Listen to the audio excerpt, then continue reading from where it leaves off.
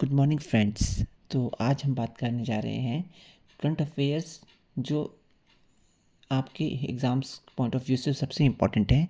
Plus हम इसको किस तरह से कवर करेंगे, हम प्रीवियस ईयर पेपर के क्वेश्चंस भी लेंगे जो प्रीवियस करंट अफेयर्स हमारे छूट चुके हैं, तो उनको भी हम कवर करेंगे। प्लस स्टैटिक जीके की भी बात करेंगे।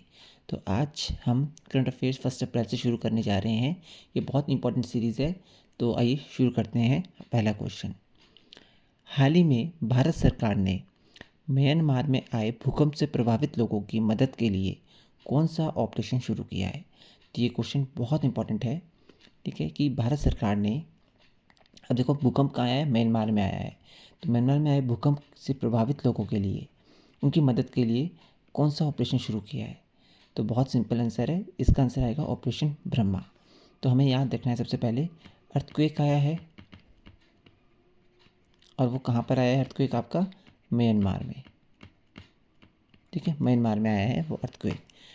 ठीक है, और वो जो आया है वो 7.7 रिएक्टर स्केल का आया है। ठीक है, तो अर्थक्वेक आया है म्यांमार में और इंडियन गवर्नमेंट ने कौन सा ऑपरेशन शुरू किया है, ऑपरेशन ब्रह्मा। तो ऑपरेशन ब्रह्मा शुरू किया है यहाँ पर हमारी इंडियन गवर्नमेंट ने, वहाँ के लोगों को, पीड़ितों को, जो प्रभावित लोग हैं उनकी मदद के लिए। तो अब हम और जो ऑपरेशन हैं उनके बारे में पढ़ लेते हैं। तो पहला है आपके पास ऑपरेशन दोस्ती। कुछ इंपॉर्टेंट हैं ये वाले, तो इनके बारे में बता देता हूँ। ऑपरेशन जो दोस्ती है वो सीरिया और टर्की, इसके लिए इंडियन गवर्नमेंट ने शुरू किया था। यहाँ पे भी एक अर्थक्वेक आया था, तो इसके लिए इंडियन गवर्नमेंट ने ऑपरेशन दोस्ती शुरू किया था। वैसे एक और ऑपरेशन है, ऑपरेशन इंद्रावती। ठीक है, ऑपरेशन इंद्रावती ये किसके लिए शुरू किया था इंडियन गवर्नमेंट ने, हैती के लिए। तो ये आपको याद रखना चाहिए। देन ऑपरेशन गंगा, ये बहुत इंपॉर्टेंट है और बहुत सारे एग्जाम्स में आ चुका है। ऑपरेशन गंगा, ऑपरेशन गंगा किसके लिए यूज किया था, यूक्रेन में जो इंडियंस लोग फंसे हुए थे, इंडियन सिटीजन्स फंसे हुए थे, उनकी हेल्प के लिए ऑपरेशन गंगा इंडियन गवर्नमेंट ने शुरू किया था। फिर आपके पास आ गया ऑपरेशन अजय। ठीक है, ऑपरेशन अजय, ये जो अजय है वो किसके लिए किया था, इजराइल के लिए।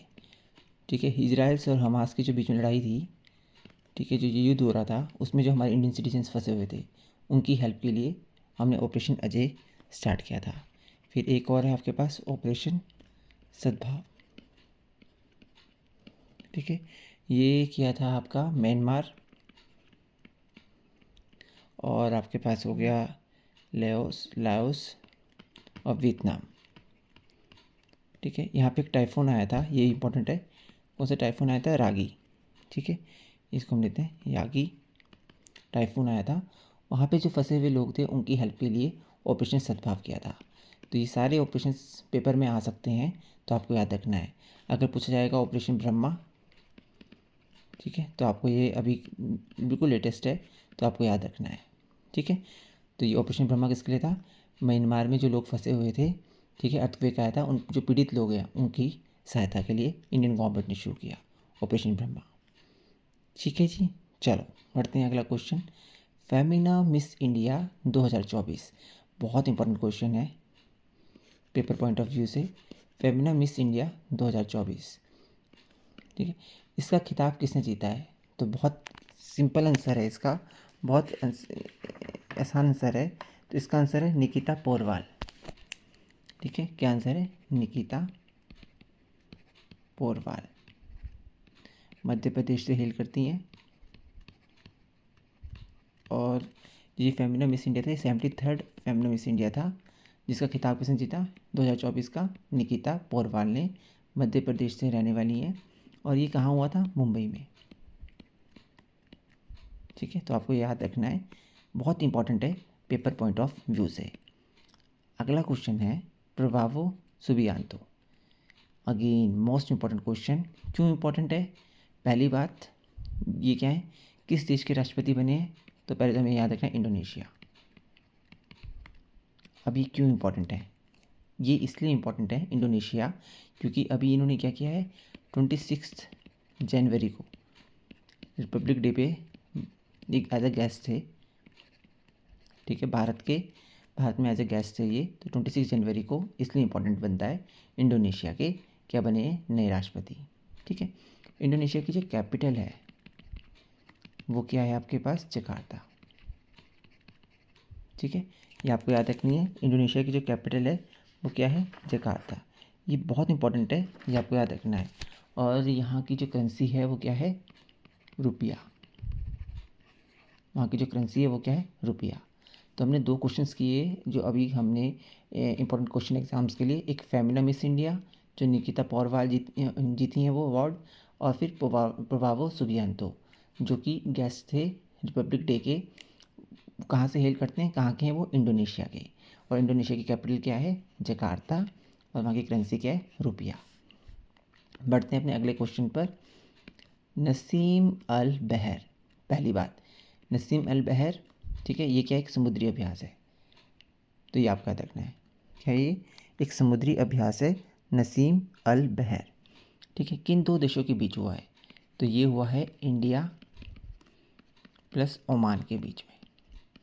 पहली चीज़ तो आपको याद रखनी है, इंडिया और ओमान के बीच में क्या हुआ है, एक समुद्री अभ्यास हुआ है, उसका नाम क्या है, नसीम अल बहर। इम्पॉर्टेंट है पेपर पॉइंट ऑफ व्यू से। ठीक है, मैंने अंडरलाइन कर दिया, तो आप लोगों को ये तीनों क्वेश्चंस को याद रखना है। ठीक है जी, चलो बढ़ते हैं अपने अगले क्वेश्चन पे। Who is the host of 6th BIMSTEC summit, again important question, very very important. Who is the host of the 6th BIMSTEC summit. ठीक है, 6th बिम्स्टेक शिखर सम्मेलन का मेज़बान कौन सा देश बना, ऐसे हम कर लेते हैं इसको। तो सबसे पहली बात है, इसका आंसर आएगा थाईलैंड। कौन बना, थाईलैंड। अब थाईलैंड की बात करते हैं सबसे पहले। थाईलैंड की जो कैपिटल है वो क्या है, बैंकॉक। ठीक है, और वहाँ की जो करेंसी है वो क्या है आपके पास, थाई बहत। ये आपको याद रखनी है, क्या है, थाई बहत। ठीक है, अब बात करते हैं बिम्स्टेक। पहली बात तो बिम्स्टेक में हमने क्या बोला, सब लॉन्ग इसमें आएगा, कैपिटल्स में आएगा, मैंने शॉर्ट में लिखा है बिम्स्टेक। ठीक है, तो सबसे पहले इसकी एस्टेब्लिशमेंट कब हुई, हमको ये बताना चाहिए। ये हुआ था आपके पास 1997 में। इसका जो हेडक्वार्टर है वो कहाँ पर है, ढाका, बांग्लादेश में। ठीक है, बिम्स्टेक के। और कितने नेशंस हैं इसके अंदर, 7 कंट्रीज़ आती हैं। कौन कौन सी आती हैं, इंडिया, बांग्लादेश, अगेन थाईलैंड तो आपका आएगा क्योंकि थाईलैंड में हो रहा है, म्यांमार,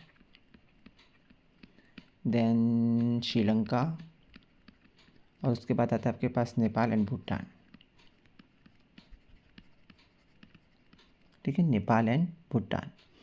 तो ये आपको याद रखना है कि बिम्स्टेक, सबसे पहली चीज़ याद रखनी है कि बिम्स्टेक जो है इस पर 6th बिम्स्टेक समिट कौन कौन होस्ट कर रहा है, तो ये कर रहा है आपके पास थाईलैंड। तो पहली चीज़ आपको याद रखनी है। अब इसकी एस्टेब्लिशमेंट कब हुआ था, ये कब बना था, 1997 में, और इसका हेडक्वार्टर कहाँ है, ढाका, बांग्लादेश में। तो अब हमको 3 कंट्रीज तो मोस्टली याद होगी, इंडिया, बांग्लादेश और थाईलैंड, क्योंकि थाईलैंड में तो हो ही रहा है और बांग्लादेश में इसका हेडक्वार्टर है। और जब इंपॉर्टेंट है तभी इंडिया के बारे में बात आ रही है। ठीक है, म्यांमार, अभी यहाँ पे अर्थक्वेक आया है। ठीक है, श्रीलंका, नेपाल एंड भूटान। अच्छा, और आपको कुछ चीज़ और याद रखनी है कि थाईलैंड के पीएम कौन है, ये भी कहीं पर बन जाता है पेपर में क्वेश्चन। तो इसके हैं शिव नात्रा। ठीक है, तो याद रखना, मैं यहाँ पे लिख लेता हूँ, इसको दोबारा से लिख लेता हूँ, शिनावात्रा। ठीक है, यहाँ के क्या है, पीएम है थाईलैंड के, तो आपको याद रखना है। अच्छा, अगर आपके यहाँ की थीम आ गई कि इसकी थीम क्या है, तो इसकी थीम जो है वो है समृद्ध, लचीला, समृद्ध, लचीला और खुला। ये इसकी क्या है, थीम है, समृद्ध, लचीला और खुला। तो आपको याद रखना है 6th बिम्स्टेक समिट कहाँ हुई है, थाईलैंड में हुई है, थाईलैंड। ठीक है, कि जो पीएम है वो कौन है, शिनावात्रा, याद रखना है। बिम्स्टेक में 7 कंट्रीज की समिट है ये। ठीक है, और इसकी एस्टेब्लिशमेंट 1947 में हुई थी। हेडक्वार्टर कहाँ है इसका, ढाका। चलिए बढ़ते हैं अपने अगले क्वेश्चन की तरफ। Recently, SpaceX has launched the Neela satellite of the India space startup Hex20. Where is this space startup located? हाल ही में स्पेस एक्स ने भारत के अंतरिक्ष स्टार्टअप Hex20 का नीला उपग्रह लॉन्च किया है। यह अंतरिक्ष स्टार्टअप कहाँ पर स्थित है?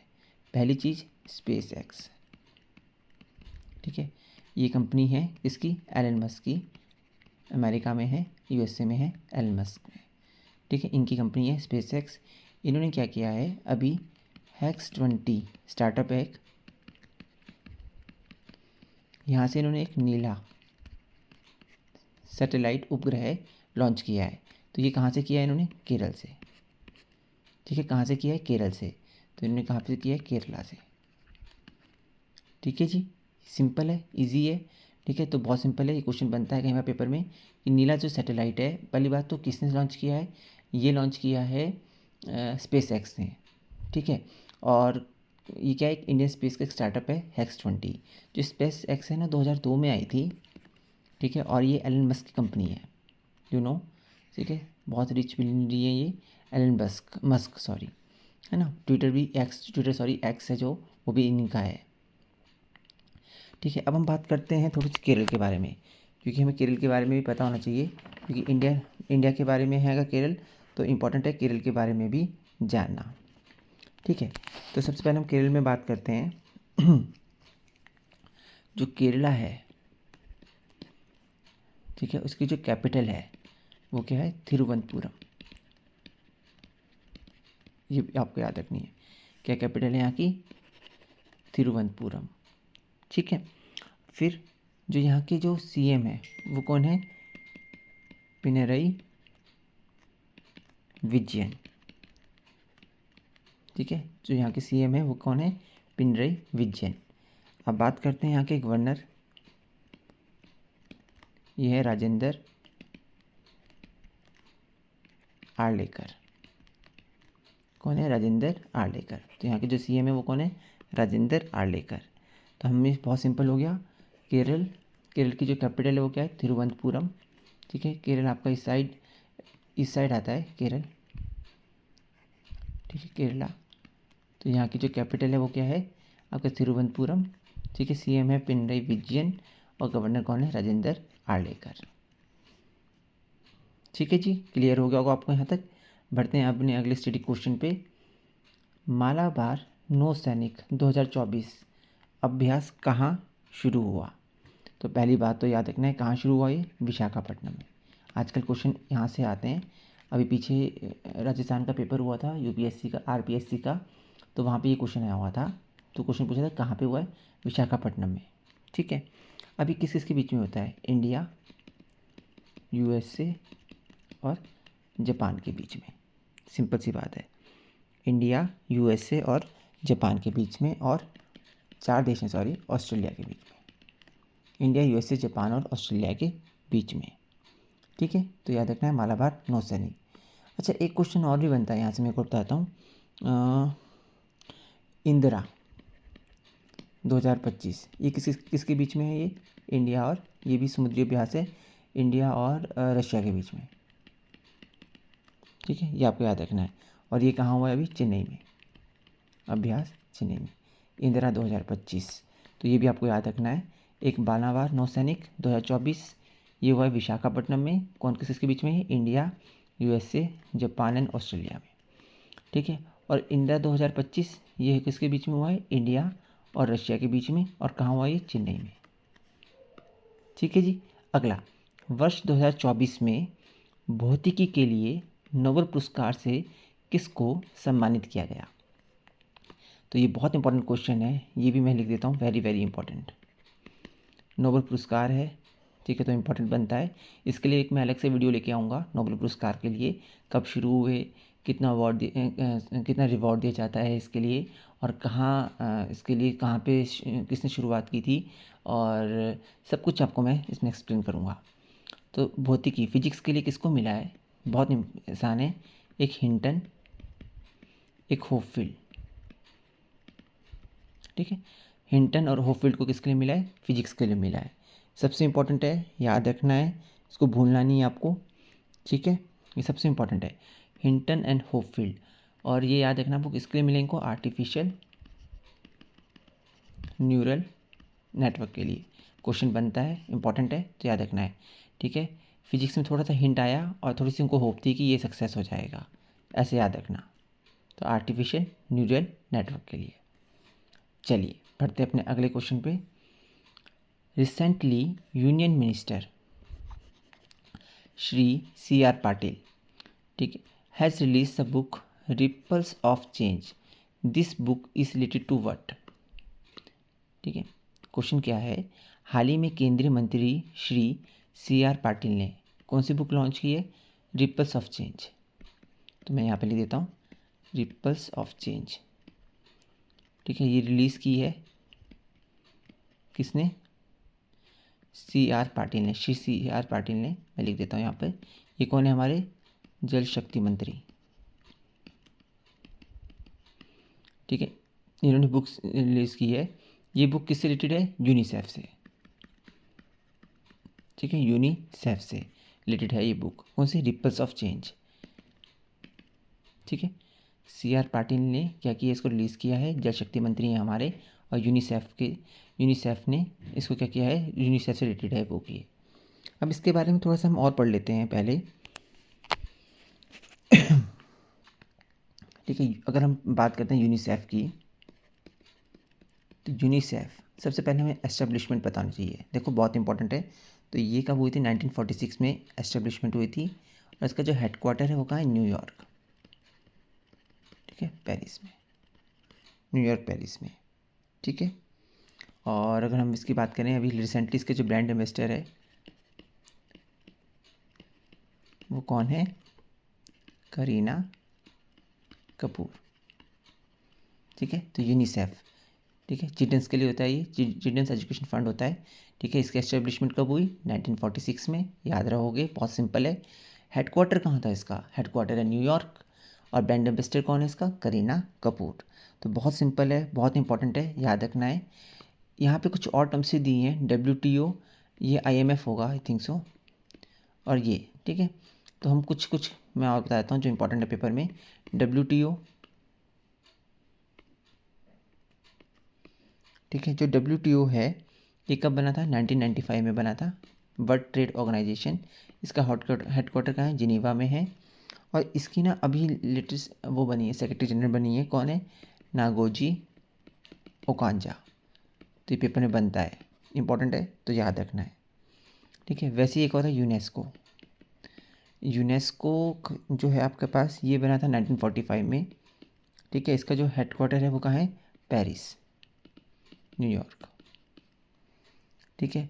और जो WTO है ना, 1995 में आया था, पर उससे पहले ये किस नाम से आया था, GATT, general agreement trade and tariff के नाम से ये आया था 1948 में, ठीक है। फिर उसके बाद इसका नाम बदल के WTO कर दिया गया 1995 में। फिर एक और आता है आपके पास IMF, इंटरनेशनल मॉनेटरी फंड, ठीक है, एक ये और एक वर्ल्ड बैंक, ठीक है। इन दोनों के हेडक्वार्टर कहाँ हैं आपके पास, वाशिंगटन DC। इंपॉर्टेंट है, बनता है पेपर में क्वेश्चन, इसे याद रखना है। एंड IMF आया था आपका 1944 में, ठीक है जी। तो बहुत सिंपल बात की, हमने यूनिसेफ की बात की सबसे पहले, 1946 में एस्टेब्लिशमेंट हुई, हेडक्वार्टर न्यूयॉर्क है, और इसका ब्रांड एम्बेसडर कौन है, करीना कपूर। फिर हमने बात की WTO की। WTO पहले किस नाम से जाना जाता था, गैट के नाम से जाना जाता था, GATT के नाम से। उसके बाद इसको, ये जिनेवा इसका हेडक्वार्टर है, ठीक है, और 1995 में ये बना था। इसके नए सेक्रेटरी जनरल कौन है, नागोजी ओकांजा। यूनेस्को कब आया, 1945 में, और इसका हेडक्वार्टर कहाँ है, पेरिस। फिर देन IMF 1944 में बना था, और IMF और वर्ल्ड बैंक का हेडक्वार्टर कहाँ है, वाशिंगटन DC। चलो अगले क्वेश्चन की तरफ बढ़ते हैं हम अपने, ठीक है। गाइस देखो, आप लोगों को ये चीज़ें ना बहुत इजीली लर्न हो जाएंगी। आप हमारी सिर्फ क्वेश्चन सीरीज़ को बस फॉलो करते जाइए, हमारी वीडियो को देखते जाइए, आपको कुछ भी प्रीवियस याद करने की ज़रूरत नहीं है। अभी हम हिमाचल के भी बहुत सारे करंट अफेयर्स लेके आएंगे, तो आप बस इन्हें याद करते जाइए। अगला 21वां आसियान शिखर सम्मेलन 2024 कहाँ हुआ, ठीक है। अब देखो 21वां आसियान, ठीक है। तो आसियान जो शिखर सम्मेलन है 2024 का, वो कहाँ हुआ है? लाओस में। अगेन इंपॉर्टेंट है, मैंने यहाँ लिख दिया, बनता है पेपर में तो याद रखना लाओस में। Next question again very very important. वर्ष 2024 में रसायन विज्ञान के लिए नोबेल पुरस्कार, अगेन नोबेल प्राइज़ की बात की गई है और किस में बोला गया है? केमिस्ट्री में। किसको मिला है? तो बहुत सिंपल है, बहुत इजी है। देखो ये है आपके पास, आपने यहाँ देखना है। मैं इसको ना एक शॉर्टकट में बताता हूँ। एक तो David Baker, then John Jumper and then Demis Hassabis. तो इसको हम कैसे रखेंगे कि डेविड ने कुछ बेक किया, वो कुछ जंप किया और उसके बाद वो लोग हंसे। तो David baker, jumper and Hassabis, इनको किसके लिए मिला है? प्रोटीन की संरचना के लिए। ठीक है जी। तो प्रोटीन की संरचना के लिए किसको मिला है? एक डेविड बेकर को मिला है, जंपर को मिला है और हसाबिस को, इन तीनों को मिला है प्रोटीन की संरचना के लिए। क्या मिला है? रसायन विज्ञान में नोबेल पुरस्कार। और कब के हैं ये? 2024 के। ठीक है जी, बढ़ें आगे। यहाँ तक क्लियर हो गया आप लोगों को? चलो बढ़ते हैं अगले क्वेश्चन पे। Who has who has been awarded the Windham Campbell prize recently? हाल ही में विंडहैम कैंपबेल पुरस्कार से किसे सम्मानित किया गया? ठीक है, तो सबसे इम्पोर्टेंट क्वेश्चन है, इजी भी है और ये पेपर में बन भी सकता है। ठीक है, तो आपको याद रखना है सबसे पहले तो ये जो अवार्ड है ये किसको मिला है? राणा दासगुप्ता को। ठीक है, तो ये अवार्ड किसको मिला है? राणा दासगुप्ता को। ठीक है, अब इनकी जो बुक है वो कौन सी थी? वैसे इन्होंने 2 बुक्स लिखी हैं, पर इनकी जो है अभी रिसेंटली बुक आई है वो आई है आफ्टर नेशंस। ठीक है, आफ्टर नेशन बुक आई है। तो किसको मिला है ये? विंडहैम कैंपबेल प्राइज किसको मिला है? राणा दासगुप्ता को। ठीक है जी। जी साधु भद्रेश दास है, इनको क्या मिला अभी? सरस्वती सम्मान। तो ये आपने याद रखना है, सरस्वती सम्मान मिला है इनको संस्कृत में। ठीक है, याद रखना है। इनको मिला है ज्ञानपीठ पुरस्कार।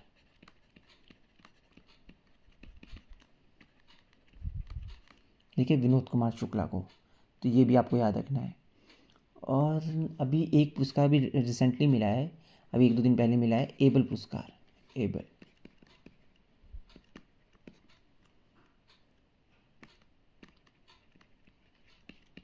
ये किसको मिला है? मासाकी। ठीक है, याद रखना है, मासाकी काशिकरा। ठीक है, तो एबल अवार्ड अभी रिसेंटली मिला है मासाकी काशिकरा को। ठीक है, और राणा दासगुप्ता को क्या मिला है? विंड, देखना विंड चली राणा दासगुप्ता के पास। ठीक है, तो विंडहैम कैंपबेल प्राइज। विनोद कुमार शुक्ला को ज्ञानपीठ मिला है और सरस्वती सम्मान मिला है साधु को। ऐसे देखना, साधु को सरस्वती सम्मान, विनोद जी को मिला है ज्ञानपीठ और राणा जी को मिला है आफ्टर नेशंस के लिए विंडहैम कैंपबेल प्राइज। एबल पुरस्कार किसको मिला है? मासाकी को। ठीक है, बहुत इंपॉर्टेंट है, इसको मैंने वेरी इंपॉर्टेंट लिख दिया। ठीक है, इसको याद रखना है आप लोगों को। चलिए अगला क्वेश्चन। चंद्र ध्रुवीय अन्वेषण मिशन लूपेक्स, इसरो ने, अब इसरो की बात आती है तो ये लिखना जरूरी है। ISRO Indian Space Research Organisation ने किसके साथ स्टार्ट किया है? ये जापान के साथ मिलके। जापान की कौन सी है? जैसे हमारी सर्विस हमारी है इसरो, ठीक है, वैसे जापानी कौन सी है एजेंसी? Space agency JAXA. तो जापान के साथ मिलकर कौन सा किया है? लूपेक्स, याद रखना है लूपेक्स। और ये कौन सा मिशन है? चंद्र ध्रुवीय अन्वेषण मिशन। ठीक है जी, अगला वेरी वेरी इंपॉर्टेंट, साहित्य में। ठीक है, साहित्य में नोबेल पुरस्कार किसको मिला है? ठीक है, ये सबसे इंपॉर्टेंट क्वेश्चन है, पेपर में ऐसे क्वेश्चन बनेंगे, तो मैं इसलिए बार बार बोलता हूँ कि इसको आपको याद रखना है कि लिटरेचर में, ठीक है, अभी साहित्य पुरस्कार किसको मिला है? तो हैंग कैंग को। किसको मिला है? हैंग कॉन्ग को। और कहाँ के हैं ये? कहाँ के हैं? South Korea. ठीक है, hang Kang, very very important लगा दिया मैंने। याद रखना है 2024 में साहित्य के लिए नोबेल पुरस्कार किसको सम्मानित किया गया? हैंग कैंग को। ठीक है, तो ये क्लियर हो गया होगा आपको। Recently the union cabinet has approved Kosi मैकी international state link project. ठीक है, हाल ही में केंद्रीय मंत्रिमंडल ने किस राज्य की कोसी मैची अंतर्राज्यीय लिंक परियोजना को मंजूरी दी है? तो किसने दी, किसको दी है ये? बिहार को। ऑब्वियस ही बात है, कोसी का नाम आएगा तो आपको बस आंखें बंद करके टिक कर देना है बिहार पर। ठीक है, कोसी नदी सबको पता है क्या है? Source of Bihar. ऐसे बिहार में भी इलेक्शन आने वाले हैं तो ये अब यहाँ से क्वेश्चंस बनेंगे। तो Kosi मैकी intra state link project. ठीक है, याद रखना है आपने। तो सोर्स ऑफ बिहार, कोसी बिहार से याद रखना है। ठीक है, ये बहुत इंपॉर्टेंट है, ये आप लोग याद रखोगे ये चीज़। ठीक है, और हमें याद रखना है कोसी नदी क्या बोला जाता है? Source of Bihar. अगला क्वेश्चन, ग्लोबल हंगर इंडेक्स में भारत का स्थान कितना है? ठीक है, रैंकिंग को मैं अलग से भी करवाऊंगा, बट अभी हम सीधे रैंक लिख रहे हैं 105। कितना रैंक है? 105। चलिए बढ़ते हैं अगले क्वेश्चन पे, फिर से वेरी वेरी इंपॉर्टेंट। वर्ष 2024 में, ठीक है, वर्ष 2024 में अर्थशास्त्र का मतलब हो गया इकोनॉमिक्स में नोबेल प्राइज़ से किसको सम्मानित किया गया? ठीक है, तो 3 लोग हैं, जॉनसन, रॉबिन्सन, ठीक है, और ऐश मुगलो। ठीक है, मैं ऐसे लिख लेता हूँ, मोगलू, ऐसे करके याद लिख लेता हूँ। जॉनसन, रॉबिन्सन और मोगलू, इन तीनों को क्या मिला है? इकोनॉमिक्स में नोबेल पुरस्कार मिला है। आप लोगों को याद रखना है।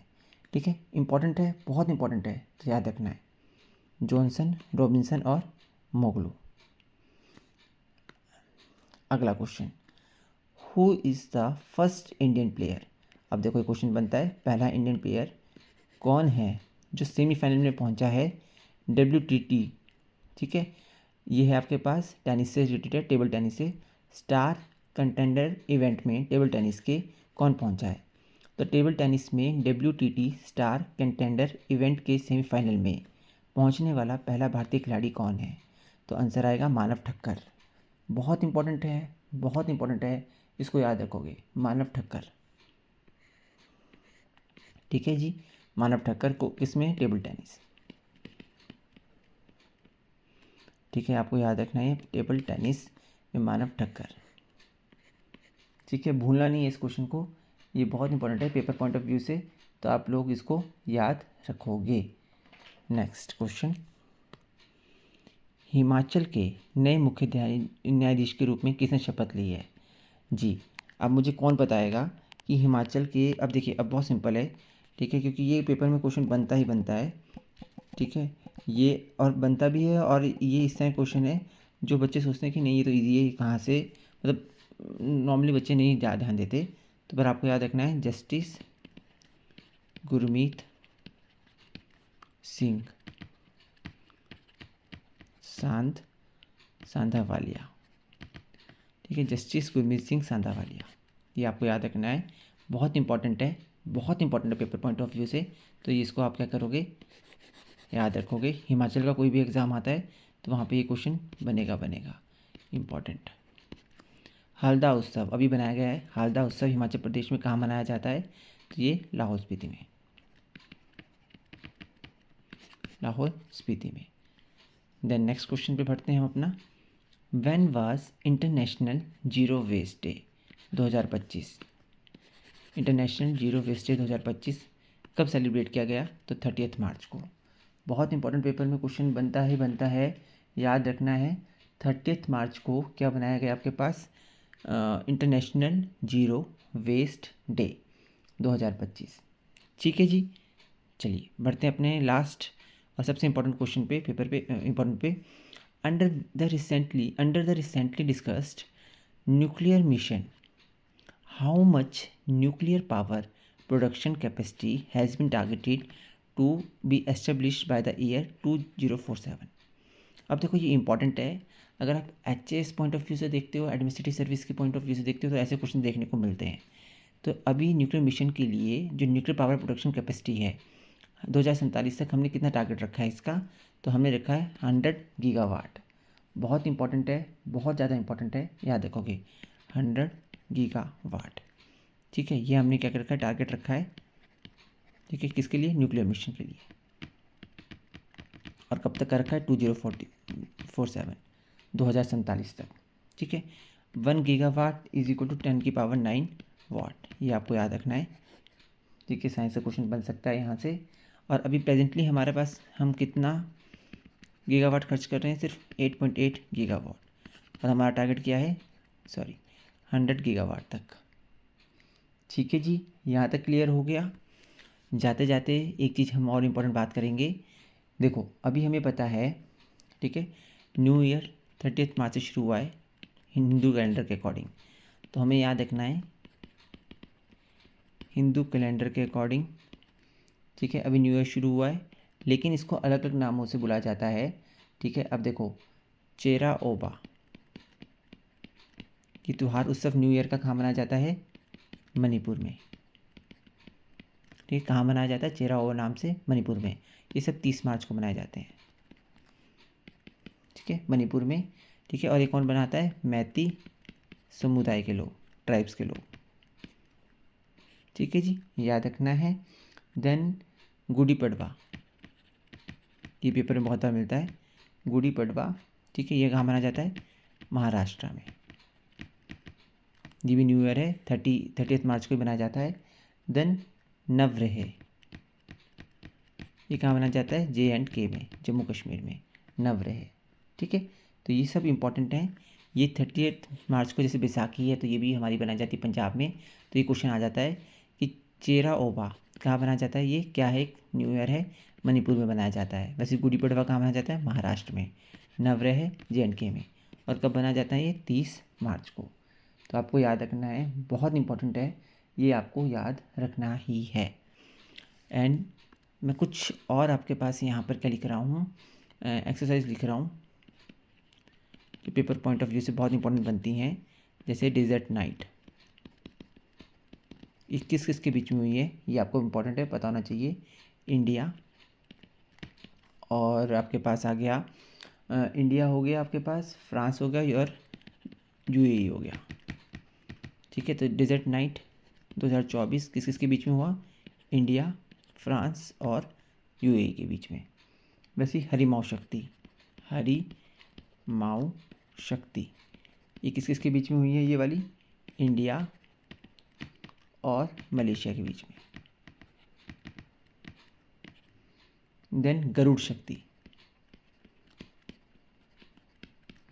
ठीक है, ये किसके बीच में हुई है, इंडिया तो हमेशा रहेगा ही रहेगा, साथ में इंडिया और इंडोनेशिया के बीच में। और इंडोनेशिया का मैंने भी आपको याद करवाया है कि प्रभावो सुबियांतो रिपब्लिक डे में गेस्ट भी रहे हैं और इंडोनेशिया के नए प्रेसिडेंट भी बने हैं। तो गरुड़ शक्ति। देन वज्र प्रहार, ठीक है, इंडिया और USA, ये पेपर में आया हुआ है अभी RPSC के, तो आपको याद रखना है, ये बहुत इंपॉर्टेंट है। तो इसलिए मैंने एक्सरसाइज लिखवाई है, कुछ कुछ जो अभ्यास हुए हैं इंडिया के साथ अन्य देशों के साथ मिलके, तो ये मैंने लिखवाया आपको, ये आपको याद रखने हैं। ये बहुत सारे हैं, लेकिन अभी हमने कुछ कुछ याद किए, कुछ कुछ हम याद करते जाएंगे तो आपको याद हो जाएगा और रिवीजन भी होती चली जाएगी। तो ये सब हमने आज के जो करंट अफेयर हैं 1 अप्रैल के वो किए हैं। होप सो आप लोगों को क्लियर हो गया होगा। गाइस, कुछ भी डिफ़िकल्टी आती है तो आप हमसे पूछ सकते हैं, कभी भी हमारे टेलीग्राम चैनल पे जाके हमें आप मैसेज कर सकते हैं। और हमारे साथ जुड़े रहिए और हमारे चैनल को सब्सक्राइब और लाइक कीजिए। हम ऐसे ही करंट अफेयर्स लेके आएंगे जो आपके पेपर पॉइंट ऑफ व्यू से बहुत इंपॉर्टेंट और सबसे ज़्यादा ज़रूरी होंगे। Kindly like and subscribe our channel.